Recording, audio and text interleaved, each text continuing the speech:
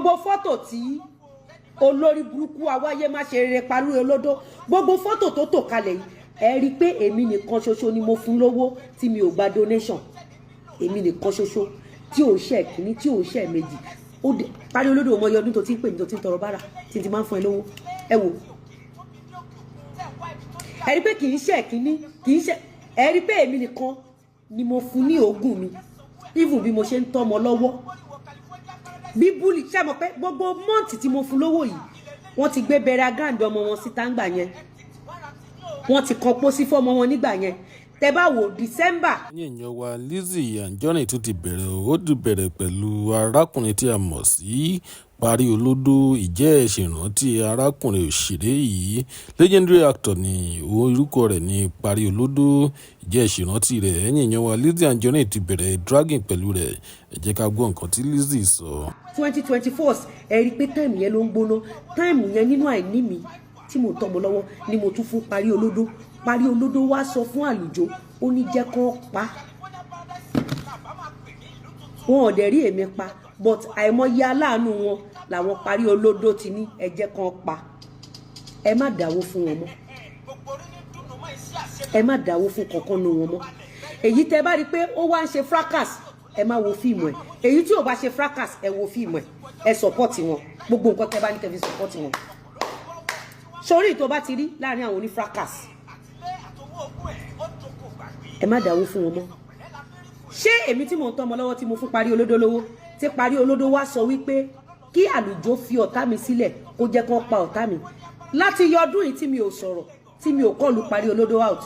ṣé bẹ́ẹ̀ lẹ́rù porí mi ò ní sọ̀rọ̀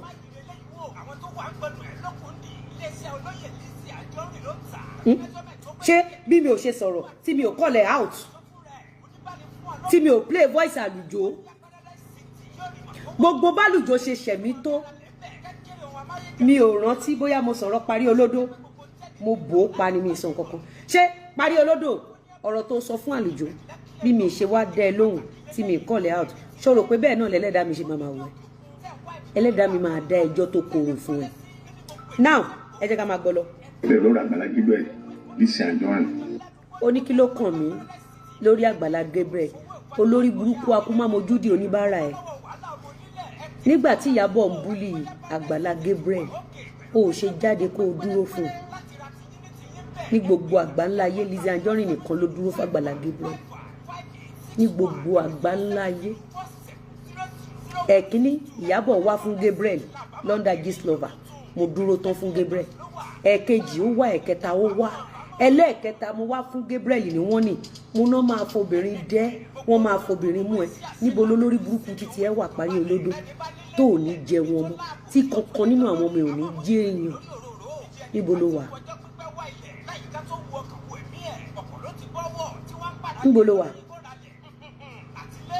ṣé òun gbèjà Gabriel ni àbò wà nínú àwọn tó set Gabriel up WhatsApp group tí Àgbàlá Gabriel kò yín sí tán ti mọ́nítọ̀ yín ta ló tà á padà fún junction tí Gabriel délé ni ìwọ tó jẹ́ pé ọ̀tá nìyẹn ó wà nínú àwọn tó ń ṣe ẹ̀sìn Gabriel ó wà nínú àwọn tó ń ba ayé Gabriel jẹ́ ṣó ò ṣe tèmi fún mi èmi tí mi ò gbé ẹgbàá donation tí mo fún ẹ lówó lápò ara mi ṣó ò ṣe tèmi fún mi ṣe rí tí mi ò bá analyze show yìí ẹ rò pé Lizzy lọ̀tá Gébú kò sí bí Lizzy Anjorin ṣe lè jẹ́ ọ̀tá Gébú àbọ̀rẹ̀ Gébú tó Lizzy Anjorin lẹ́ni àkọ́kọ́ tó kọ́kọ́ dúró tán Lizzy ló kọ́kọ́ gba Gébú lẹ́nu Esabod Lizzy ló kọ́kọ́ gba Gébú lẹ́nu Gistlover Lizzy ló kọ́kọ́ gba Gébú lẹ́ni lọ́wọ́ gbogbo àwọn bloggers pátápátá Lizzy ló kọ́kọ́ gba Gébú Lizzy ló singwa láì mọ̀ rí láì rírí Lizzy Anjorin ló kọ́kọ́ gbà lẹ̀ tí mo dẹ̀ dáwó sọ́dọ̀ Gébú dáadáa tí mo pe àwọn èèyàn mi ẹjá lọ dáwó wọn ti ń kọ́lé fáwọn èèyàn ẹjá lọ àwọn òun ṣàṣehàn lọ́dọ̀ wa àti jù wọn ló bá lọ àìtó ló bá bọ̀ ó wà nínú àwọn tó ta Gébú síta ó wà nínú àwọn tó ń ṣiṣẹ́ fún àwọn bloggers Gistlover àwọn gbogbo àwọn tó gbogbo wọn ṣe set ṣé èyí ni wọ́n ṣẹ̀ mú Gébú gbogbo ẹ̀rí tó ń gbé jáde nípa Gébú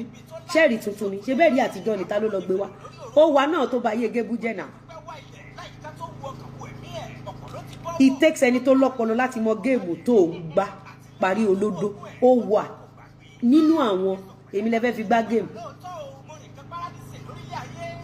ta ló lì kí WhatsApp group gbogbo àwọn tí wọ́n gbé jáde lénìí tó ń testify against Gébu parí olódó tó ò bá lọ church Gébu ṣe máa ní access sí gbogbo àwọn ènìyàn